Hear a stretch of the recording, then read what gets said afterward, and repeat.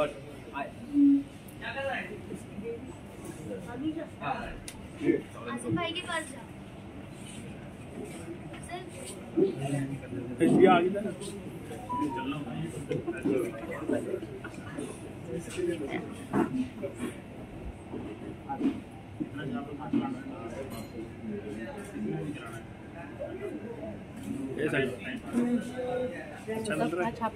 काला कर रहे थे बैकलाइटेड बड़ा कर रुको रुको अभी नहीं सब वही रुको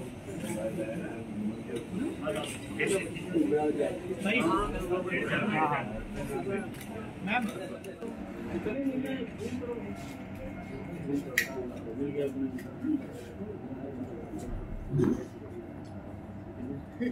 सीरियस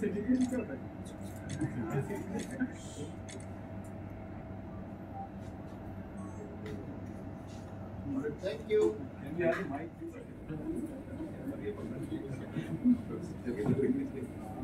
शांति में मिल रहा है अच्छा ऐसे Sorry, are we all set?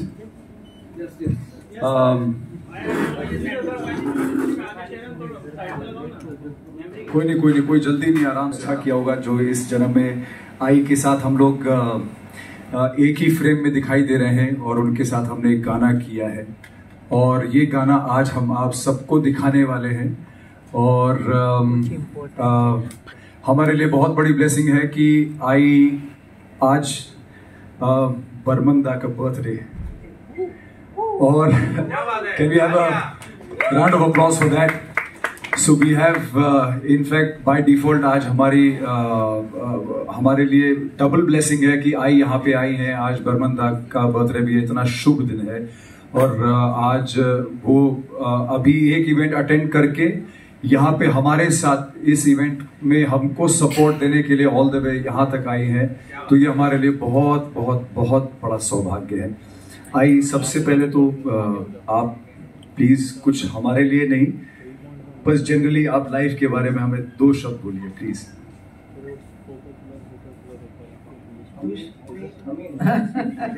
हम यंग बॉयज हैं, अभी करियर शुरू हो रहा है सिंगिंग में, तो याद दिलाते रहो उसके बारे में हमें क्या करना चाहिए।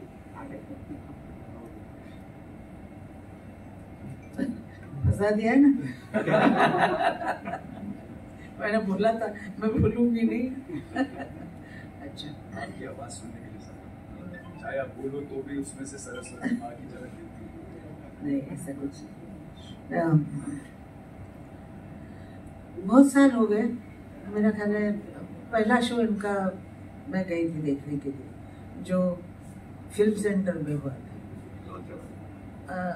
और फिल्म सेंटर में इन लोगों ने बहुत ही अच्छा डांस भी किया और गाना भी गाया और बहुत मुझे अच्छा लगा क्योंकि मैं ज़रा पुराने ज़माने की औरत हूँ। जैसे इंग्लिश पिक्चरें मैं बहुत देखती थी और उसमें जो गाने होते थे जैसे डांस करते थे वो मुझे पसंद था। वैसा इनका जी था और गाने हिंदी के थे, इंग्लिश नहीं थे और गाने बहुत खूबसूरत थे। तब से मैंने उनको देखा है। फिर बीच में कुछ हो जाता है लेकिन ये मेरे पास आता रहा। ये मेरा पोता है चिंटू भोसले, मतलब चैतन्य भोसले। चिंटू सारे बच्चे हैं मेरे और इन्होंने जो किया और बहुत साल तक इनका बहुत नाम रहा।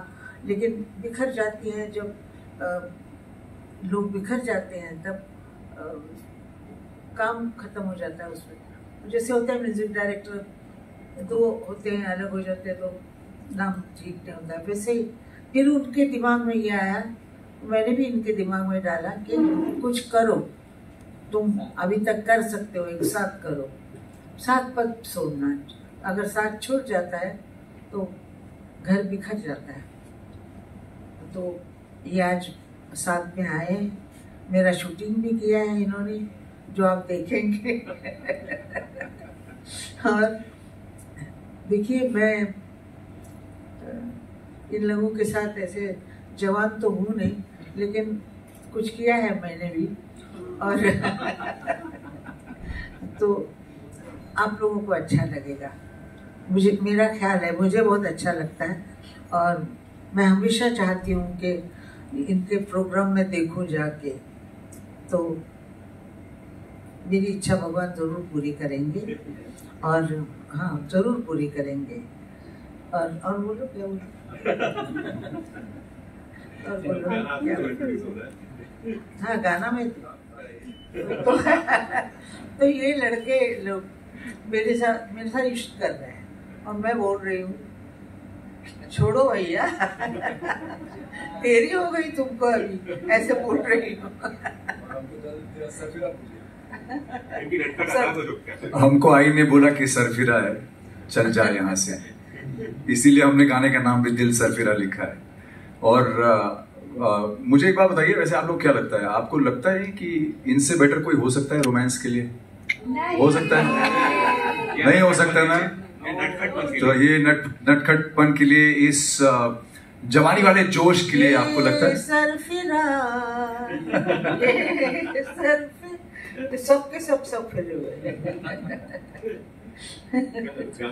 तो अब हम लोग आपके इशारे कर करके मेरे बाल खुलवा दिए, उन्होंने बोला बाल खोलो तो मैंने खोल दिए बाल, because she likes this hairstyle more than my tight pony. And ये जितना सिंपल लगता है उतना सिंपल है नहीं, बिकॉज इसके पीछे बहुत मेहनत लगी है और उसके लिए मैं क्रेडिट देना चाहूंगा हमारे डायरेक्टर साहब मेहुल गडानी। प्लीज आइए स्टेज पे। Mehul Gadani very very very according to me is a genius technician, और हम सभी टेक्नीशियंस की वैल्यू जानते हैं कि अच्छा टेक्नीशियन होना कितना जरूरी है किसी भी प्रोडक्ट के लिए। स्क्रीन पे उतारने के लिए Mehul ji is responsible. Thank you Mehul. And then obviously all of us have given our bit to it.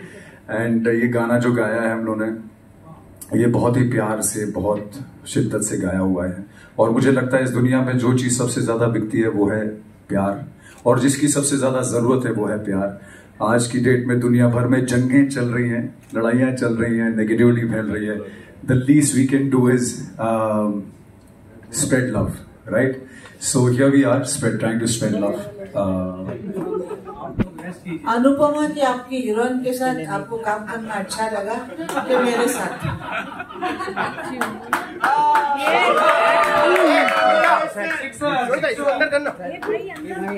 क्या कर रहे हैं? आई ने इतना डिफिकल्ट क्वेश्चन मुझसे पूछ लिया, इतना डिफिकल्ट क्वेश्चन आई आपने पूछ लिया, मुझे समझ नहीं आ रहा मैं इसका जवाब कैसे दूं। क्योंकि मुझे जब मैं वो शो कर रहा था वनराज शाह इज बैक बोलता था, तो इतना लोगों ने गालियां दी है कि आप अनुपमा को ऐसे क्यों ट्रीट करते हैं। बट हैविंग सेड दैट मुझे बहुत मजा आया, और मजा इसलिए और भी ज्यादा मेरा उस मजे को 4 चांद लग गया। 4 चांद लग गया वो थी ऐसी, बिल्कुल सही बोला आई ने। और आई मेरे से अच्छा कोई हो सकता है, हमारी आई से अच्छा कोई नहीं है, नो कॉम्पिटिशन हियर। और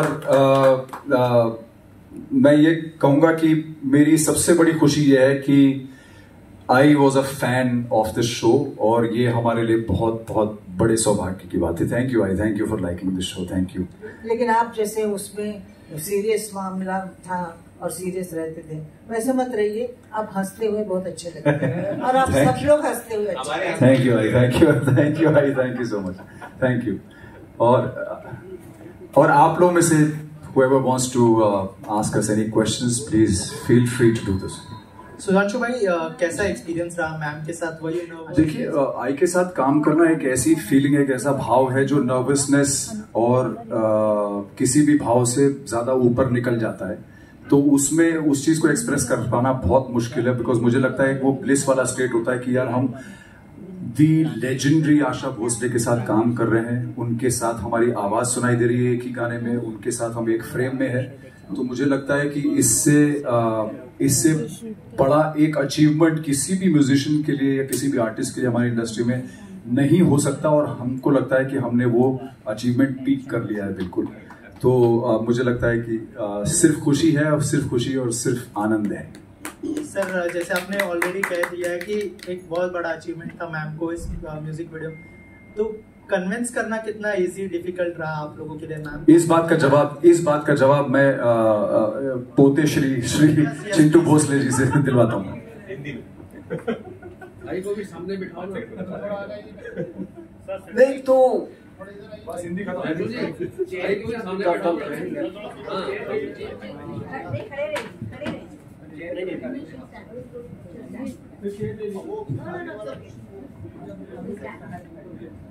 मैडम ब्लू वाली मैडम आप पीछे रहिए। मेरे को मनाना इतना मुश्किल है क्योंकि मैं ये वीडियो में काम नहीं करती हूँ और यंग लोगों के साथ मैं कैसे लगूंगी, ये सवाल बहुत बड़ा ये था। ये सवाल हमारे मन में था कि हम इतने यंग लोगों के साथ कैसे काम करेंगे। तो मैंने कहा भाई मैं तो ये नहीं कर सकती हूँ बाबा। तो मेरा जो पोता है वो 3-4 दिन में एक दफा मिलने के लिए आता है और चाय वाय पी के खाना वाना खा के वो सर चला जाता। तो उसने मुझे कहा आई मैं गाना कर रहा हूँ सर। हाँ तो करना। तो मैं तो दादी हूँ तो दादी से मैंने कहा हाँ करना। तो आप आएंगी? हाँ मैं आऊंगी ना, क्या है उसमें क्यों नहीं। अब मेरे को बाद में पता लगा कि शूटिंग के लिए, मैंने लगा देखने आ रहे हैं तो शूटिंग के लिए बोला। तो मैंने कहा हाँ ठीक है। अभी मैं ये जो गाना मैंने शूट किया है वो एक साथ ऐसे ही बोल दिया कि हाँ करती हूँ। फिर बाद में मुझे समझ आई कि ये गाना लव सॉन्ग है और लड़की, एक जवान लड़की के साथ इनको करना है। अब मैं क्या करूँगी, इसका बहुत बहुत प्रश्न था। तो वो सॉल्व कर लिया इन लोगों ने, इनके डायरेक्टर बहुत अच्छे हैं, वो सॉल्व कर लिया मेरा जो प्रश्न था वो। और मेरा जो पोता है ये मुझे कोई भी काम कराता है ऐसे आके हाँ ये ऐसे कर रहा हूँ तो पर अच्छा गाना, ओनली गुड सॉन्ग्स मैं हम आपको पेश करते हैं। इससे पहले भी मैंने तुम्हारा 2-3 गाना गाया है, बराबर? Very good song. हाँ गुड सॉन्ग। और आप लोग अभी आप अपना आगे चलाइए और मुझे अच्छा गाना सुनाइए। ये सुनेंगे क्या? सुनाए? गिटार ले आओ। आप गाना सुनना चाहेंगे?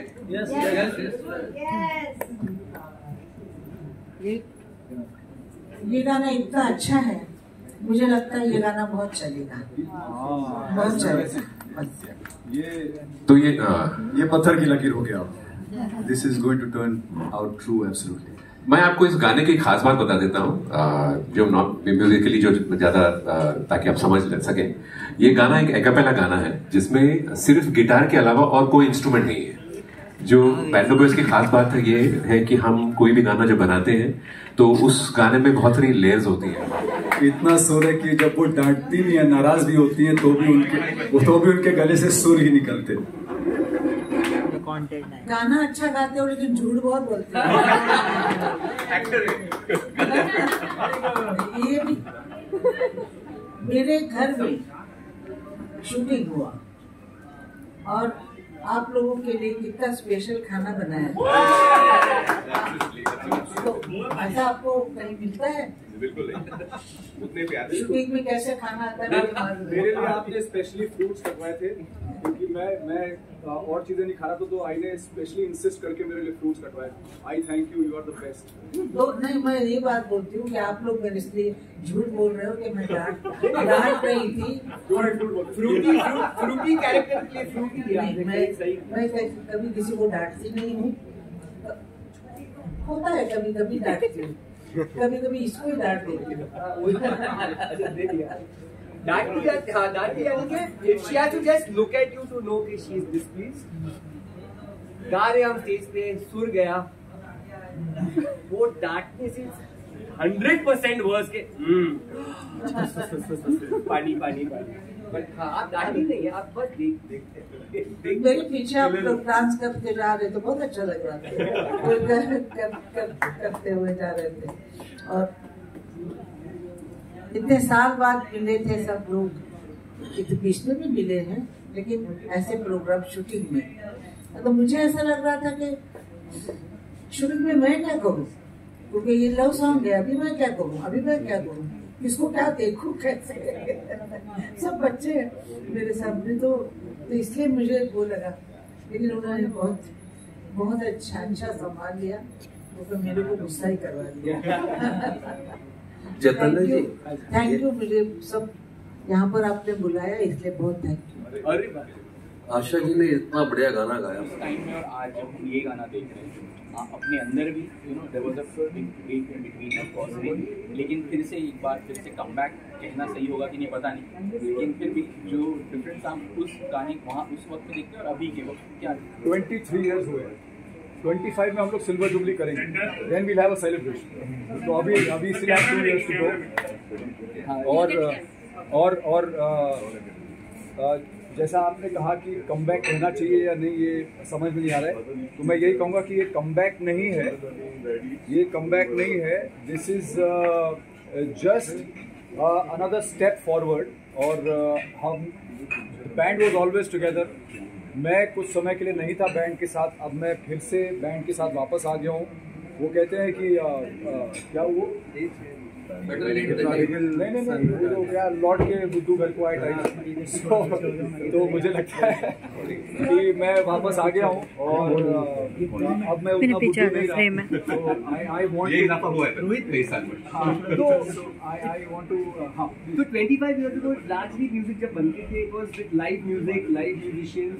अभी बहुत इलेक्ट्रॉनिक हो गया है, बहुत डिजिटल बनते हैं, और इतना स्पेसिफिक हुआ है कि digital you can not tell difference कि ये लाइव बजाया गया है या एक्चुअली कीबोर्ड में बजाया गया है या डिजिटल है, बिकॉज इट्स फैंटास्टिक जो टेक्नोलॉजी है। Because of this lots more music being made studio में, और अनफॉर्चुनेटली लॉट लेस म्यूजिशियन का ज़रूरत है। बट आई थिंक जो ये गाना है जो हमने बनाया है, हमारा जो फर्स्ट गाना था मेरी नीम was not digital, of course there were live instruments also, but it was a very modern digital sounding song. ये गाना is very organic, beat boxing, bass, a cappella, वो सब है इस गाने में, गिटार भी लाइव बजाया गया है, फॉर द वॉइसेस इक्वली। तो हमारा भी of course love all kinds of music, all genres of music, हम इलेक्ट्रॉनिक पसंद करते हैं, भी पसंद करते हैं। दिस सॉन्ग स्पेसिफिकली, पर हम जो नहीं बदला है वो भी आपको बताऊं, नहीं बदला है कि as band we always believe in melody. एक गाने में दो चीजें बैंड करते हैं, एटलीस्ट हम एज अ बैंड बिलीव करते हैं कि गाने की लिखाई अच्छी होनी चाहिए, साफ सुथरी, कोई बात नहीं चाहिए, दूसरी बात उसका म्यूजिक सिंपल होना चाहिए, मतलब जल्दी से जबान में बैठ जाए। जब आप गाने 70s 60s 50s आई के जो गाने सुनते हैं, चुरालिया हो गए, जितने भी सारे गाने हैं, सबसे बड़ी स्ट्रेंथ है कि वो टाइमलेस इसी वजह से है, बिकॉज मेलोडी का सिर्फ साउंड नहीं है, किसी एक कंप्यूटर नहीं करेगा, तो फिक्स सोल आता है। That's what we I think also what we must understand is that music जो हम लोग आज भी रिपीटेडली वही 70s का आई के, किशोर दा के, रफी साहब की, लता जी के, सब गाने रिपीटेडली आज भी रिमिक्स करके गा रहे हैं, वही सुन रहे हैं। उसकी वजह यह है कि उनकी मेलोडीज बहुत strong, melodies like a soul. And most important is that जो लिरिक्स उस वक्त यूज़ की जाती थी, जो वर्ड्स यूज़ किए जाते थे, वो इतने गहरे होते थे, इतने सिंपल होते थे, लेकिन उनकी गहराई बहुत होती थी। तो आनंद बख्शी है, ये सब लोग ऐसी लिखाई लिखते थे कि वो एक एक शब्द आपको सीधे हार्ट में हिट करता। आज की डेट में वो शायद चीज़ मिसिंग है, क्योंकि आज की डेट में शब्दों का इस्तेमाल नहीं हो रहा है, गाली गलौज का भी इस्तेमाल हो रहा है, और बहुत सारी ऐसी चीज़ों का इस्तेमाल हो रहा है जो समझ में नहीं आता है, वो सुनने का मन नहीं करता, उससे दूर भागने का मन करता है। So music is the language of the soul. और मुझे ऐसा लगता है कि म्यूजिक को हम लोग, साउंड हमेशा चेंज होती रहेगी as time passes by, we keep evolving. तो साउंड बदलती रहती है, लेकिन मेलोडी जो है, जैसे आदमी की बॉडी बदलती है but the soul remains the same, तो इसी तरह से मेलोडी जो है, और मेलोडी और लिरिक्स वो सोल है, और बॉडी है साउंड जो बदलती रहती है, लेकिन सोल कभी नहीं बदल सकती। तो मेलोडी के बिना कोई गाना कभी भी सक्सेसफुल हो ही नहीं सकता।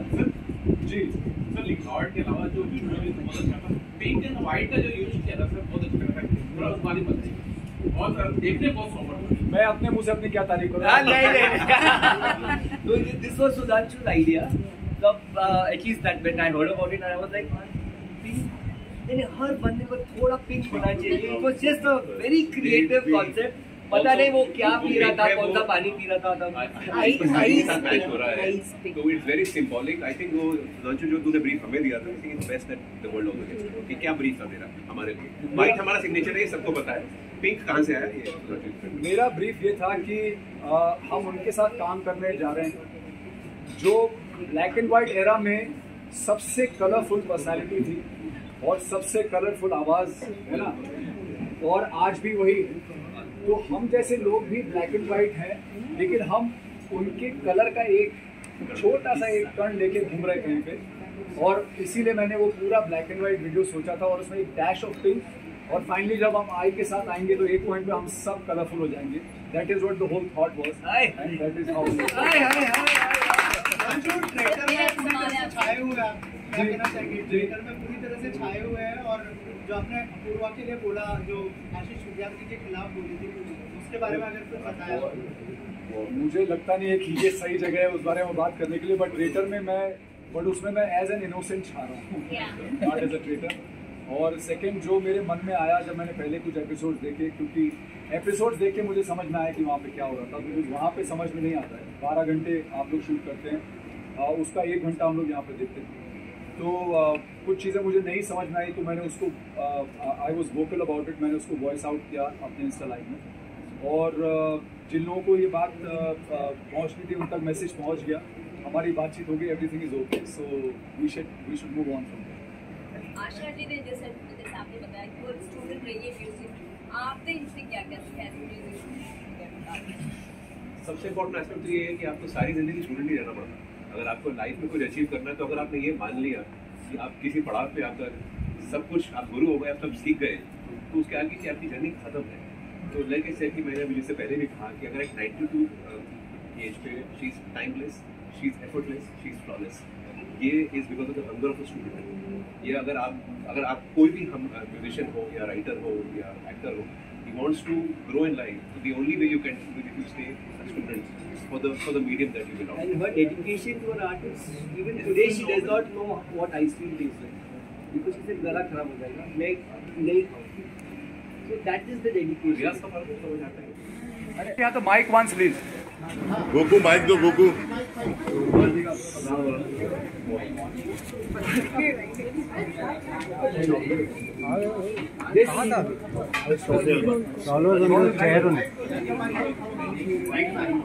अरे तो पहले स्टेज पे ऋतिक पजम स्टेज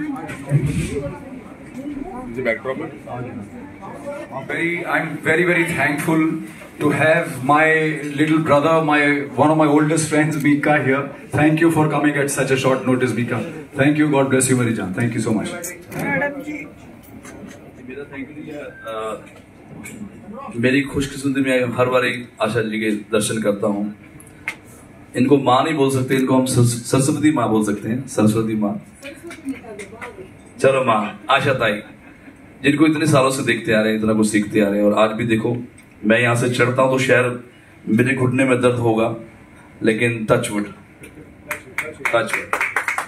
ना हम ऐसा कभी गाए हैं, ना कभी गाएंगे, ना कभी गा सकते हैं जैसा आशा जी गाती हैं. But I am so proud of my brothers. Welcome to India, welcome to music industry. Because मैं इनके जमाने का ही बंदा हूँ और ये मेरे जमाने के बंदे हैं. तो जब ये लोग आए थे तो मुझे बड़ा इन पे गुस्सा भी आता था, जेलस भी होती थी कि इतने गुड लुकिंग बॉयज, क्योंकि मेरे बाल लंबे लंबे होते थे, मैं इतना फिट नहीं था. बट ये first I think Indian good looking boys थे जो एक साथ आए हैं. सो मैं इनके लिए जोरदार तालियां भी. अभी ये फिर रॉक करेंगे, पहले भी रॉक करते आए हैं और अपने अपने जगह पे अब वापस ये म्यूजिक इंडस्ट्री में आए हैं. और सबसे बड़ी बात है कि आशा जी ने इनको आशीर्वाद दे दिया है, तो they will rock for sure. पता नहीं ये वैसे फेक है, लेकिन लोगों को असली लगती है. ले लो, कोई नहीं. चलो. सो मैं बहुत खुश हुआ उनको देख के, बिकॉज ये सभी एक्टर्स तो अच्छे हैं ही हैं, लेकिन उसके साथ साथ मल्टी टैलेंटेड हैं. गुड लुकिंग बॉयज भी हैं, सिंगर्स भी हैं. बहुत कम ऐसा कॉम्बिनेशन होता है कि एक सिंगर मेरे जैसा हैंडसम भी हो. सॉरी, मैं इनके बारे में बात कर रहा हूँ. और they are very good actors and dancers, performers. तो आई थिंक ऐसे सिंगर्स को ही आगे आना चाहिए. अब आजकल तो सभी लोग गाना गा रहे हैं और हिट हो रहे हैं, लेकिन they are the true artist जिनको आगे आना चाहिए। सो मेरी बहुत बहुत शुभकामनाएं मेरे भाइयों को। I am sure they will rock all over the world.